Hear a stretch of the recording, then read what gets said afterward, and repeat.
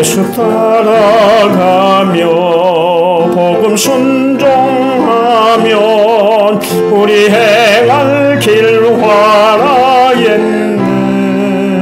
주를 의지하며 순종하는 자를 주가 늘 함께 하시리라.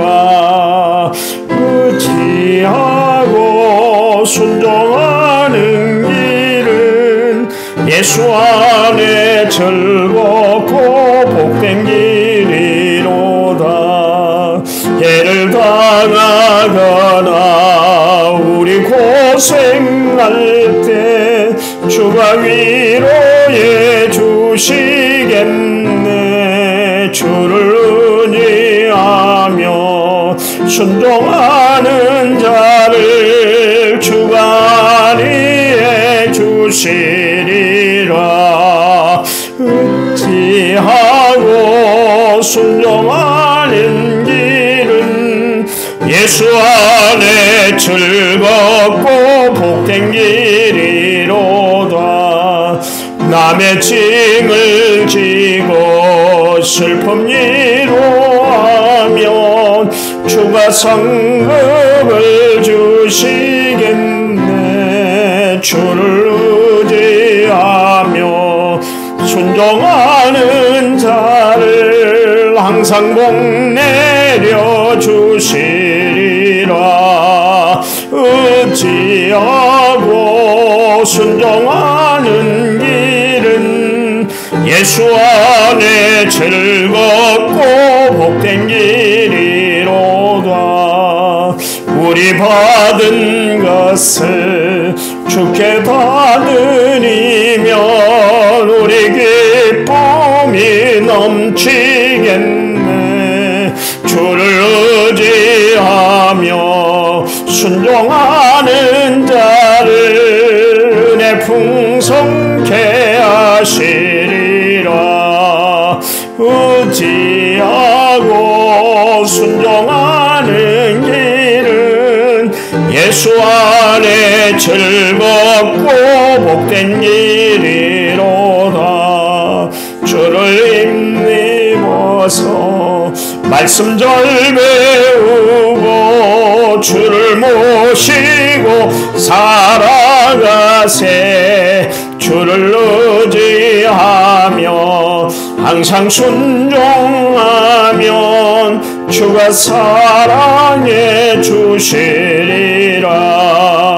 의지하고 순종하는 길은 예수 안에 즐겁고 복된 길이로다. 아멘. 성경 말씀 봅니다. 골로새서 4장 14절 15절입니다. 14절 15절 14절 사랑을 받는 의사 누가와 또 15절 16절 죄송합니다. 15절 16절 라오디게아에 있는 형제들과 눈바와 그 여자의 집에 있는 교회에 문안하고 이 편지를 너희에게 읽은 후에 라오디게아인의 교회에서도 읽게 하고 또 라디오교회로부터 오는 편지를 너희도 읽어라. 아멘. 1차 먼저 6284번째 예물을 제가 하나님 앞에 드렸습니다. 찬양 부른데요. 찬양집 37번입니다. 37번.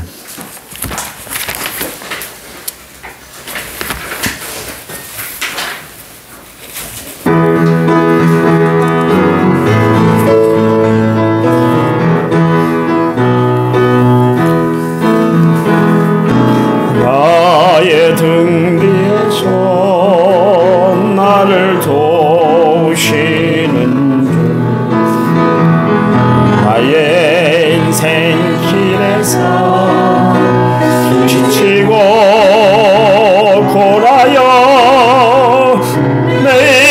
내일처럼 주저앉고 싶을 때 나를 밀어주시네. 일어나 걸어라. 일어나 걸어라. 내가 새 힘을 주리니. 일어나 너 걸어라. 내 너를 도우리. 나의 등 뒤에서 나를 도우시는 주. 평안히 길을 갈 땐 보이지 않아도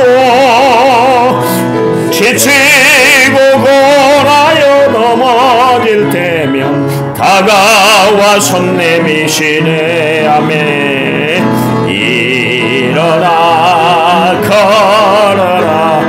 내가 새 힘을 주리니. 일어나 너 걸어라. 내 너를 도우리. 나의 등 뒤에서 나를 도우시는 주.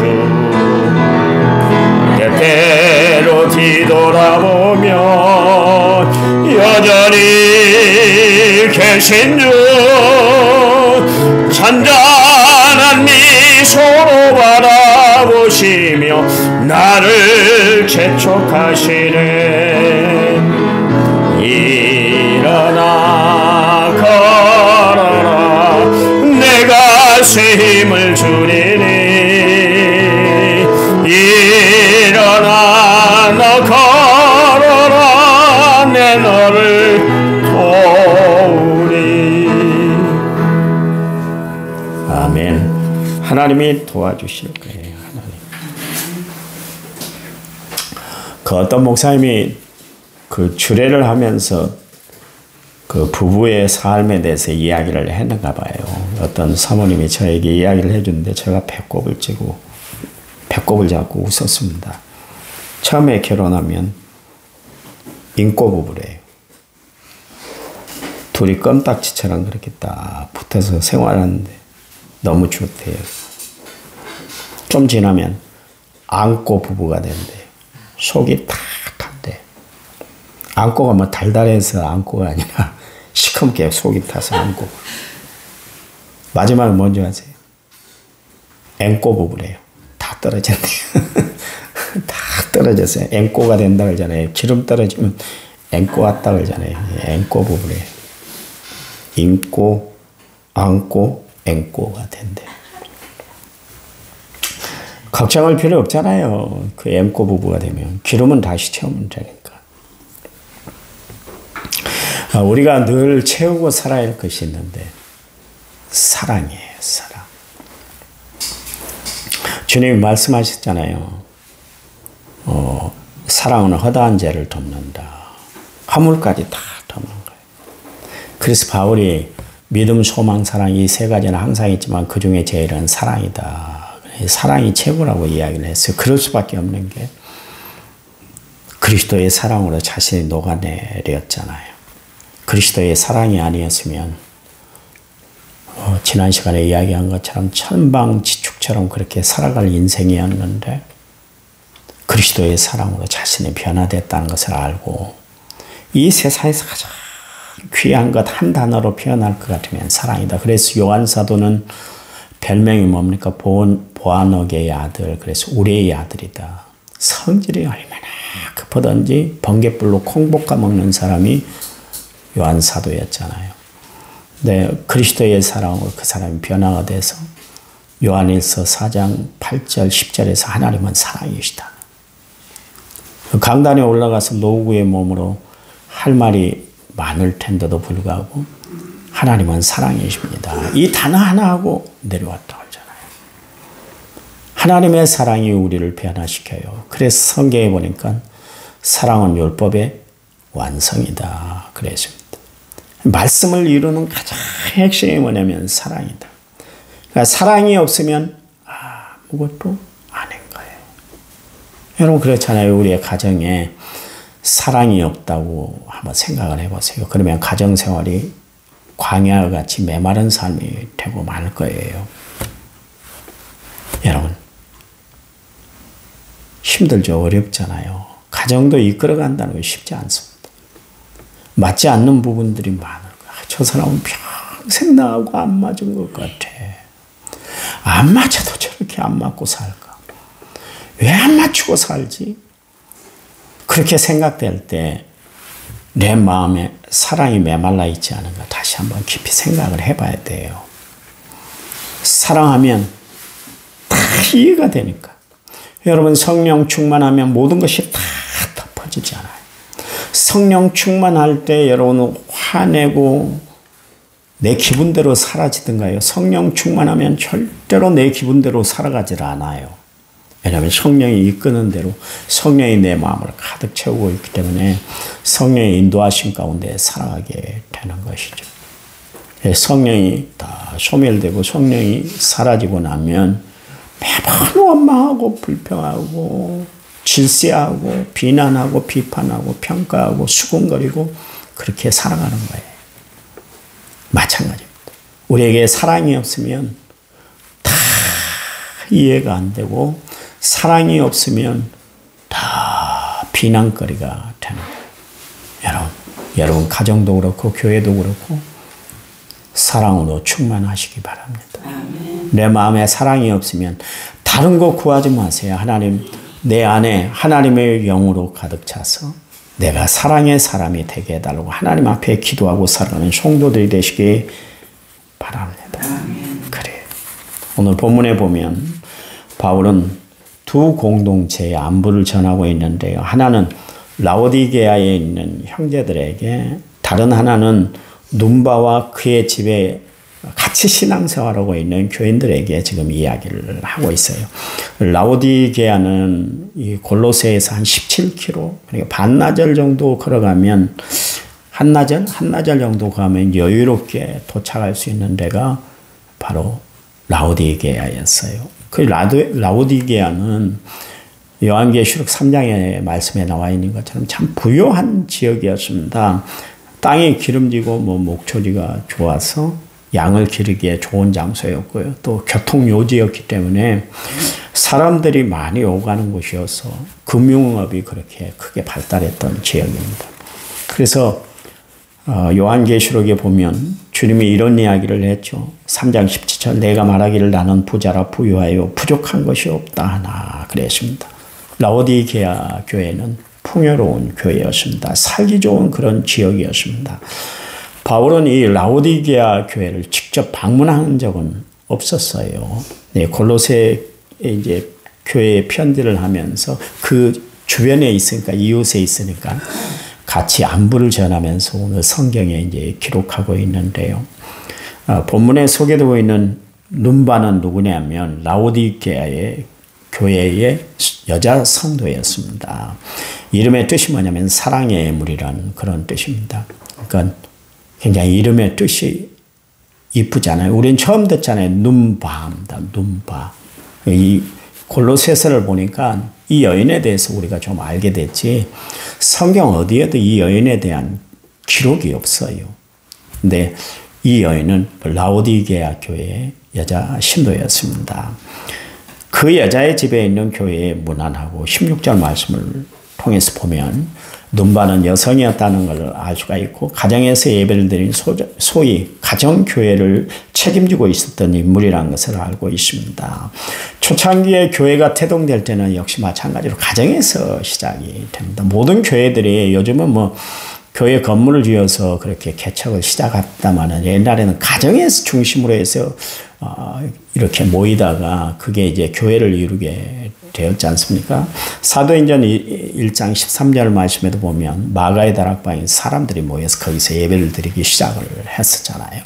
그뿐만 아니라 사도행전 22장 46절 말씀에 보니까 성전에 모였던 사람들이 집에서 다 떡을 떼어서 그렇게 교제를 나누었다 그랬습니다.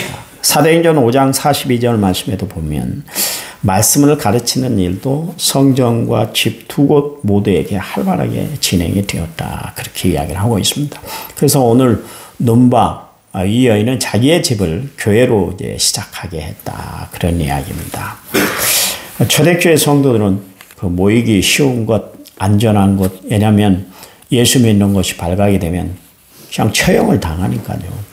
그 시베리아 불꽃이라는 책이 있는데요. 로제라는 목사님이 쓴 책인데, 뭐 한 50년 전인가요? 50년 전. 그 예수 믿는 사람들이 만약에 발견이 되면 그 사람들 비밀 경찰들이 찾아가가지고 이 사람들을 발본색원하는 거예요. 그래서 취조를 하는데, 취조를. 그 책의 내용을 보면 그렇습니다. 그 벤치를 입에다가 딱 대놓고, 입술인가요? 혀에다가 딱 대놓고, 너 예수 믿을 거야, 안 믿을 거야? 그래가지고, 너 계속 예배 드릴 거야, 안 드릴 거야? 그래가지고, 만약에 나 예수 믿을 거야, 그럼 혀를 뽑아보면 돼요. 그게 최근에도 있었어요. 최근 소련에서, 구소련에서 있었습니다. 그 로제 목사님이 시베리아 불꽃이라는 그 책에서 그렇게 썼는데, 우리는 신앙생활 진짜 편히 하는 거예요. 자신의 생명을 바쳐가면서 주님을 부인하지 않고 예수 믿는 신앙을 끝까지 지켜낸 교인들이 있었어요. 우리도 초창기에 그랬잖아요. 기독교 우리가 몇 년이나 됩니까? 많이 되질 않았는데 기독교 역사가 한 130년 되지 않습니까? 그 안에 사건들이 참 많았어요. 쉽게 예수 믿는 거 아니었어요. 천주교가 100년 전에 먼저 들어왔다 그랬잖아요. 왜 절두산이 생겼어요? 왜 치명자산이 그렇게 성지가 됐어요? 우리나라 최초의 순교자가 나온 것이 전주에 있는 치명자산 밑에 그 천주교 성지가 됐습니다. 그 밑에 두 형제가 전동 성당에서 끌려가고 거기까지 끌려가고 거기서 참수를 당했어요. 우리나라 최초 순교터가 바로 천주교 순교터가 바로 거기 치명자산. 전주 들어가면 좁은 약수터 건너편에 있는 그 산이 바로 치명자산인데요. 거기서 최초의 순교자가 나왔습니다. 기독교 역사는 순교의 역사예요. 생명과 맞바꿨잖아요. 초대교회가 생겼을 때 얼마나 로마 사람들이 핍박을 했던지 다들 카타콤에 들어갔잖아요. 카타콤 총 길이가 얼마인가. 저번에 SNS를 통해서 유튜브를 통해서 봤긴 했는데 듣긴 했는데 잘 기억이 가물가물한데 한 380km가 된대. 10층으로 되어 있는데 그 안에 분명히 안에 들어갔는데 두 길로 들어갔는데 나중에 나올 땐 네 길이 있대요. 그래서 거기 들어가면 나오들 못한대요. 평균 수명이 그 동굴 안에 사니까 아무리 환기시설을 잘 해놨다 할지라도 사람이 음침한 곳에서 갇힌 곳에서 사니까 오래 살겠어요. 평균 수명이 30세였대요. 30살 샀대요. 30살. 30세가 아니라 30살밖에 못 살았대요.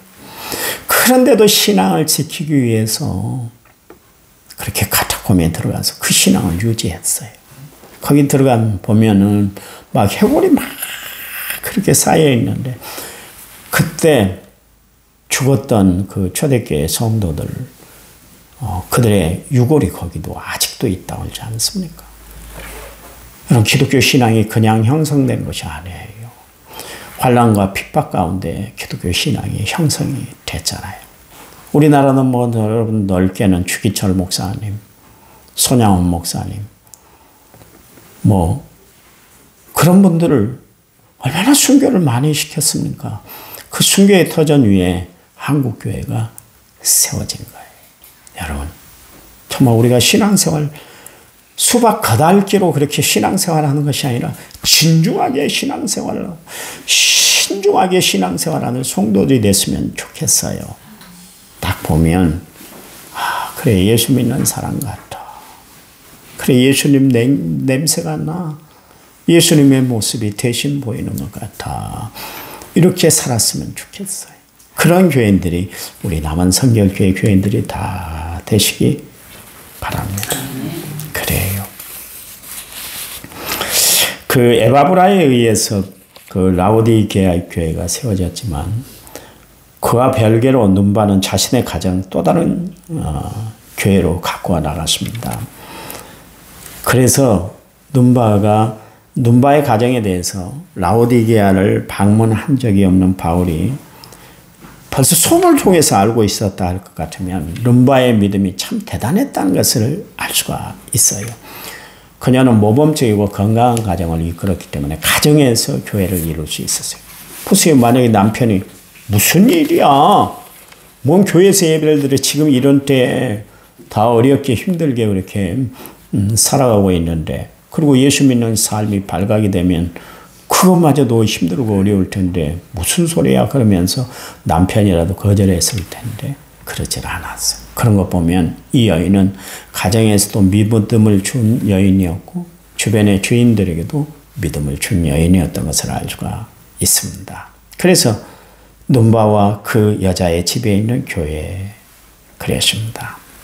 사실 신앙생활 하면서 가정에서 그 신앙을 지켜낸다는 것이 참 쉽질 않아요. 쉽질 않아요. 그렇잖아요. 여러분, 목사, 장로, 권사, 안수집사, 집사로서 교회에서 친절을 베푸는 것은 어렵질 않아요. 왜냐하면 위선을 하면 되니까. 거포장을 하면 되니까. 감추면 되니까 언제든지 그렇게 살 수 있어요.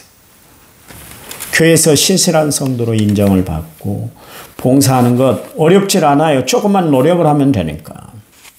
정말 어려운 것은 가족들에게, 친지들에게, 정말 가족들에게 그렇게 가정에서 그렇게 친절한가. 가정에게 성실하고 가정에서 신실한 기독교인으로 인정받고 사는 것이 중요하다. 그런 이야기입니다. 여러분, 가족들이 볼 때, 식구들이 볼 때 나는 장로로, 집사로, 권사로, 안수집사로, 목사로 그렇게 똑똑하게 정확하게 보이고 내가 살아가고 있는가. 가정에서 제일 인정받기가 어려운 거예요. 가장 가까운 가족을 섬기는 것이 힘들기 때문에 그렇습니다. 성경에 보면 엘리 제사장의 아들이었던 홈리와 비느하스 못된 짓 다 했잖아요. 왜 그랬을까요? 또한 아론의 두 아들 나돔과 아비후를 보세요.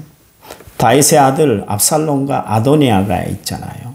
아니 다윗의 가정에서 아버지를 거역한 압살롬 그리고 아버지에게 반역을 했던 아도니아가 나왔어요.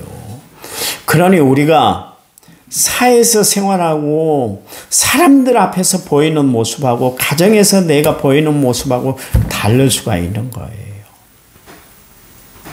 그 옥하는 목사님 유명하잖아요.